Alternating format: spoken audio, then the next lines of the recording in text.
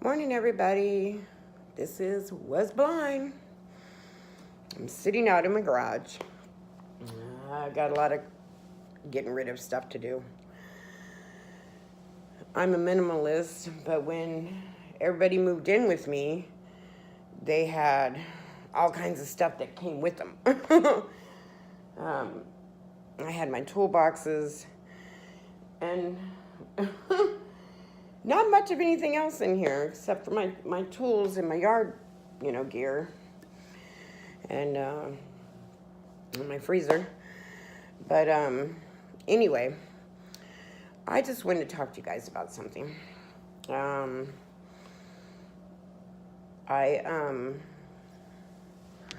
1999, I was diagnosed with cancer.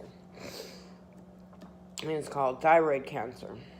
And they told me, the doctors told me in 1999 that I wouldn't live 10 years. That my life expectancy was 10 years and to go out and enjoy and prepare.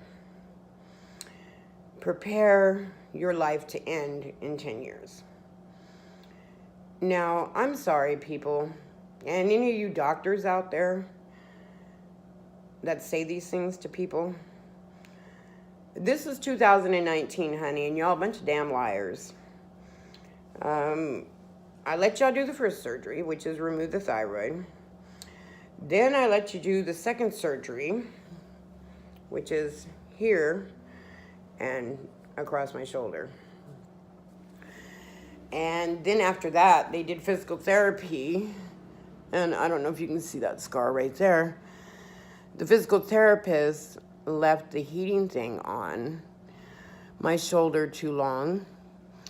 And it burnt me down to the bone. Now, I didn't sue them. I'm not a sue-happy person. The skin was still numb from the surgery. It still is kind of numb from the surgery. And that was back in 2002, 2003 for the second surgery. And still yelling that, from 1999, I still wouldn't live 10 years. But anyway, so the kid that did the physical therapy, it was his first day. And he didn't realize my skin was numb. He didn't really go over my case with me.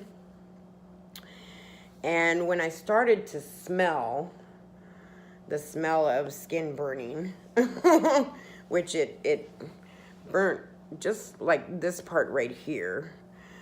But when I started smelling it, evidently it had already gotten to the bone. So when he came back in and he seen it, I mean, he freaked out. He started crying, didn't know what to do. I told him, chill out, calm down. It was an accident. You didn't do it on purpose. He said, it's only been on there 5 minutes. Normally they leave them on there for 10 or 15. I said, it's okay. Don't worry about it. And so he went and got his supervisor. Supervisor came over there, ready to fire him. I mean, he was going out the door one way or another. She just, it freaked her out. Now, I don't freak out easy. I handle things pretty calmly.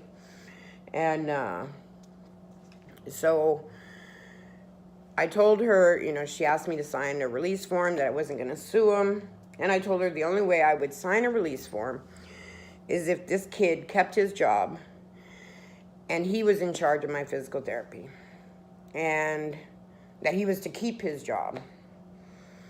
And she said, what?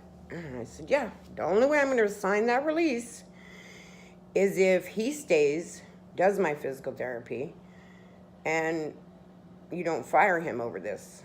This never comes into his record. And she agreed. And of course, the kid greeted me at the door when I walked in. Hi, Janet, how you doing today? Come on. He bought me some aloe vera to put on my burn, and did my physical therapy. He did great. Accidents can happen. And yes, that happened to me. And the kid kept his job. Matter of fact, he's still there today. A friend of mine works there, and she knows the kid. So, but yeah, he's a good kid. And it scared the shit out of him. It scared him more than it did me, and it worried him more than it did me. We have these bodies, and the bodies don't make us. We make us. What's inside makes us. Now, if you have a scar, if you have something physically wrong with you, I don't judge by that. If you're overweight, if you're too skinny, I don't judge you by that. I'm pretty normal. I don't judge because I don't like to be judged. But there are a lot of people out there that do judge, and it's really sad. But anyway, I'm going off topic. So anyway, diagnosed with the cancer, 99. Came here in 2014 and bought this place and bought it outside of the town. I live in the country. I just wanted peace. And so they started me on this cancer place here. I started to go see just to give it a whirl, see what they say. They started me on this medicine called Cometriq. They started me on 140 milligrams. Now, anybody that knows cancer medicines at all, Cometriq is a very strong medicine, and 140 milligrams is way the hell out there. Just a fact. So they started me on this 140 milligrams, and my body started freaking out on this stuff. About 1/4 inch of my hair from my scalp out turned pure white. I mean white. White as a white crayon, just pure white. Now, to look at me, you'd think I was going bald because you couldn't really see the hair, but you could see scalp. And so I thought, okay, cancer medicine, I'm going to lose my hair. So I just thought I was going bald. But I looked in the mirror and I started looking at it really close, and I said, holy shit, I'm not going bald. My hair is turning white. And it freaked me out, but I said, okay, if the medicine's going to turn it white, then okay, I'm not going to go bald. I'm just going to go white-headed, like the older ladies. And so I dealt with that. Then all of a sudden, my tongue felt like a salt rock. And any of you farmers know what those salt rocks that you use to feed, your cows or your horses, to lick on. I don't know if they do it with cows. I think they do it with horses. But when you lick on that, you're licking salt. And that's exactly what my tongue felt at all times. And if there was salt added to my food, I didn't taste my food. All I felt like was somebody was taking a salt shaker and pouring salt in my mouth. That's what everything tasted like. So I said, okay, this is from the medicine, so I'm gonna deal with this too. Then all of a sudden my insides just started feeling weird. I was tired. And these symptoms came on like a week at a time. 1 week, the hair was turning white. The next week, all of a sudden, the taste buds were gone. Then the third week, my body started feeling weak and tired. And anybody that knows me knows that I'm not a tired person. I go from the time I get up until the time I crash.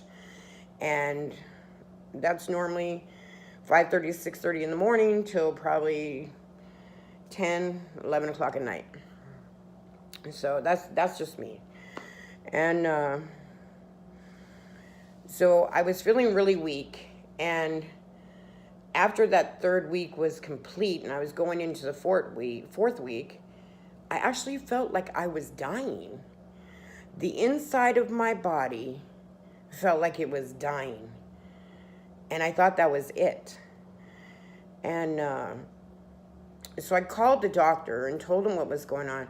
He says, well, we'll drop you down to 120 milligrams instead of 140. I said, okay.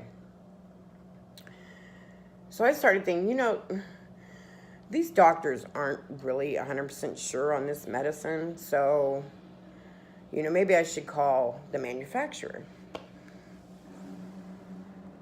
So that's what I did. I called the manufacturer, told them the dose that I was on, told them the symptoms that I was having, and they freaked out about the 140 milligrams. They said, oh my God, that's way too much.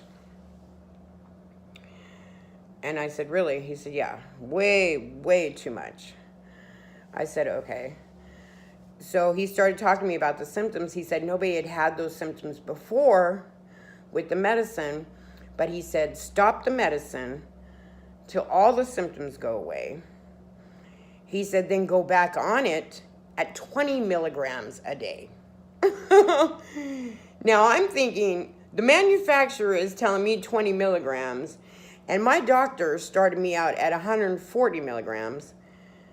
So, holy crap, so that's a big difference. So I did what the manufacturer said. But now, don't get me wrong, when I was doing the 140 milligrams, my numbers dropped dramatically. Anybody that knows anything about cancer, your TSH, your calcitonins, my calcitonin level was 26,000. A normal calcitonin level is 0.5 to 1.5. So a half to 1.5. That's the normal calcitone. And mine was at 26,000. Now, when I was taking this 140 milligrams, I was going in to get checked every week. My cancer numbers dropped. On that 3rd week, just before going into the 4th week, I did go in and they did my cancer numbers, and I had gone from 26,000 down to 9,000. So it was a big drop. But my body felt like shit. I was tired. My hair was turning white. I couldn't eat. I was losing weight. And the losing weight part was nice, but I was losing weight because I was starving. I was so hungry, and I couldn't eat anything because it just felt like I was eating a bottle of salt. So anyway, my numbers dropped dramatically, and I said, you know what? Maybe 26,000 is a large number for these doctors, but when I was at 26,000, I felt fine. I wasn't tired. I did my everyday routine. I didn't have a problem. The only problem I have now that is worse than when I found out about the cancer is my breathing issues because of the 2nd surgery. I used to love playing basketball with my son when he was younger. I can't do that no more. I do a lot of work out in the yard, and that includes pushing a wheelbarrow, or digging holes or shoveling, and I have to take breaks because my airways closes, and it's because of the surgery. The surgeon said he didn't do that, that there's nothing he can do about it, and that I must have been like that before. And it's like, no, I didn't have any problems breathing before. And I mean, it affects me to that point where